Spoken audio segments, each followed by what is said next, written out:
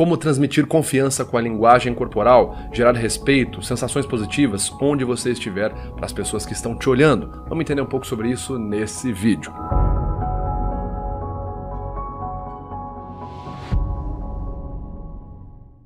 Fala pessoal, beleza? Meu nome é Vitor Santos, eu sou especialista em linguagem corporal e investigador profissional e perito técnico das microexpressões faciais. Você está no canal Metaforando, o maior canal de linguagem corporal do mundo. E hoje nós vamos falar sobre a sua postura, como que ela importa quando você vai conversar com alguém, fechar uma reunião, vai abordar alguém na sua vida pessoal, no contexto de paquera, sedução, numa roda de amigos, enfim, como que a sua postura e a sua linguagem corporal podem influenciar tanto o que você vai sentir ali na hora, se você vai se sentir mais confiante ou não, e como que a outra ou as outras pessoas vão reagir à sua presença. Mas antes da gente continuar com esse vídeo, vale lembrar, se você gosta de estudar linguagem corporal, entender de forma um pouco mais criteriosa, mais técnica, sobre como utilizar o comportamento não verbal a seu favor, você precisa se inscrever aqui no canal Metaforando, curtir e compartilhar esse vídeo, tá certo? Dito isso, bora para nossa análise. Bom, basicamente, muitas pessoas reclamam que não conseguem se relacionar muito bem com desconhecidos. Algumas falam que não conseguem se comunicar em público, por exemplo, num contexto profissional, uma apresentação de trabalho,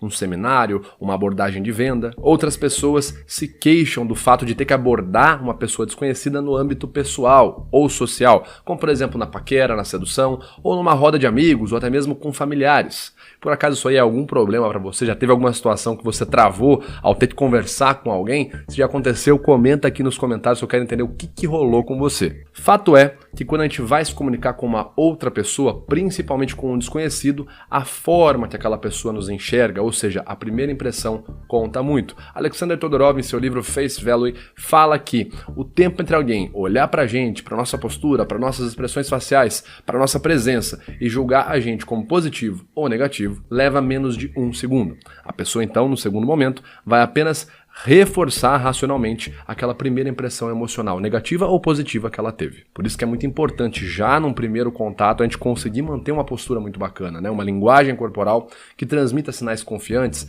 ou sinais de confiança. Para falar sobre isso, nosso primeiro tópico é justamente a postura, tá certo? Doutora Amy Cuddy, em seu livro O Poder da Presença, fala pra gente sobre The Power Pose, ou a postura de poder, que atualmente, após pesquisas recentes, foi alterada essa nomenclatura para Postural Feedback. Qual que é o conceito por trás disso? Basicamente, ela mostra em algumas pesquisas feitas com mamíferos que quando a gente eleva a nossa postura, né, eleva o queixo, põe a postura para frente, parece maior, automaticamente, de forma subconsciente, com o passar de um tempo ali, cerca de alguns minutos, a gente começa a secretar hormônios que são mais associados à sensação de confiança, à sensação de conforto, como por exemplo a serotonina. E ela mostra basicamente que o contrário acontece nas pessoas que tendem a ficar com a postura para dentro, a cabeça baixa.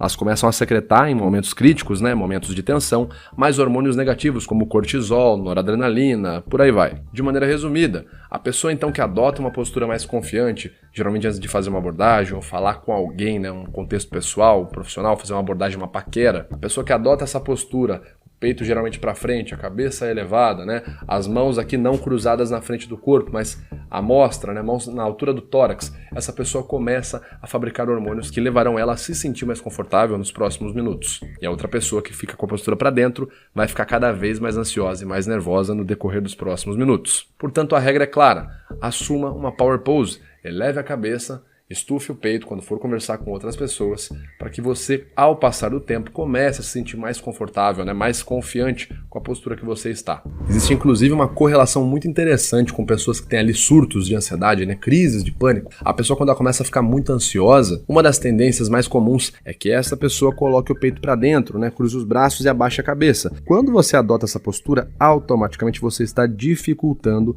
a sua respiração. Você está apertando sua caixa torácica para dentro, né, ou seja, está esmagando seus pulmões e está apertando aqui a sua cabeça contra a sua garganta, deixando a garganta ainda mais fechada. Consequentemente, com a respiração, entre aspas, mais contraída, né, mais pressionada, você vai respirar cada vez mais rápido, superficialmente, e vai automaticamente acabar inalando mais CO2, tá certo, do que O2. Consequentemente, isso vai gerar uma cascata de hormônios, tá certo, e correlações que vão deixar ali a sua pressão momentaneamente mais alta e você vai ficar cada vez mais ansioso. Portanto, é sempre bom lembrar, na hora que vier uma crise, começar a dar ansiedade, Perceba, a tendência vai ser você fazer essa posição aqui, né? Colocar o peito para dentro. Tenta sempre fazer o contrário. Vem a ansiedade, vem a sensação, eu não tô me sentindo bem, eu vou me forçar a adotar uma postura para que, com o passar dos próximos minutos, essa postura que eu estou adotando gere a sensação contrária, a sensação de bem-estar e tranquilidade no meu cérebro. Nosso segundo tópico, gestos pacificadores. Os gestos pacificadores estão geralmente associados à sensação, o sentimento de ansiedade. Quando uma pessoa fica muito nervosa, ela começa a se autopacificar, se apaziguar, se coçar, se manipular, tá certo?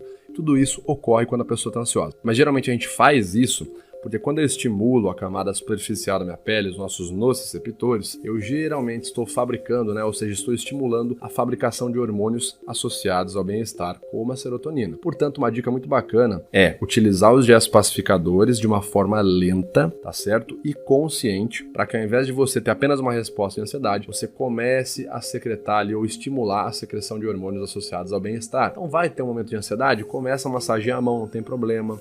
Pode massagear a mão bem devagarzinho, se tiver com o anel pode mexer em volta do anel, pode ajeitar a roupa bem devagar, tá certo? Não faça nada na pressa, na correria, porque pode ter efeito contrário, você pode começar a ficar mais ansioso. Massageie as mãos devagarinho, eu costumo fazer pequenos círculos na mão, fazendo um disquinho aqui na mão quando eu estou no momento de ansiedade, para ir aos poucos estimulando a produção de hormônios associados ao bem-estar. E é tão importante fazer as coisas lento que já entra no nosso terceiro critério, que é a letargia na cinésia. Cinesiologia é o estudo da movimentação corporal. Basicamente, uma ideia muito comum é que alguém que está desesperado vai se movimentar muito mais rápido. Inclusive, a gente fala muito sobre movimento e temperatura.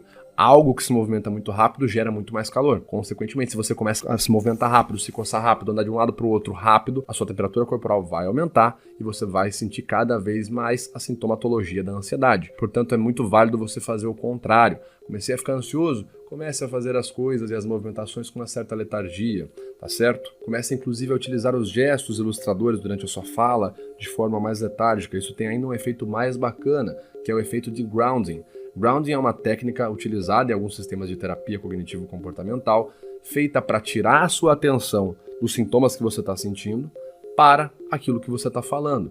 Quando você para de prestar atenção no que você está sentindo, ai meu Deus, meu coração acelerou, ai minha garganta subiu, ai eu tô ficando nervoso. Quando você consegue parar de prestar atenção nisso, começa a prestar atenção no que você está falando, na sua argumentação, automaticamente os sintomas ali, a sensação de ansiedade vai diminuindo. Por isso que é importante você fazer tudo bem lento, quando você está nervoso, olhar para sua mão, e ouvindo ali, ouvindo aqui, porque isso te obriga a prestar atenção no seu gesto e você olha se ele está se conectando com o que eu estou falando. Cara, eu lembro que no primeiro momento eu pensei isso e no segundo momento eu pensei aquilo. E automaticamente, como eu estou olhando para o meu gesto bem devagar e estou fazendo ele devagar, eu já estou me concentrando nesse gesto aqui ilustrador e já começo a prestar menos atenção no sintoma de ansiedade. E isso me ajuda também, no longo prazo, nos próximos minutos, a me sentir mais confortável e mais confiante. Sem falar que para as outras pessoas, alguém que se move muito devagar, que tem um gesto bem desenhado, fluido, porém sem ser acelerado, transmite uma imagem de autoconfiança e domínio da situação.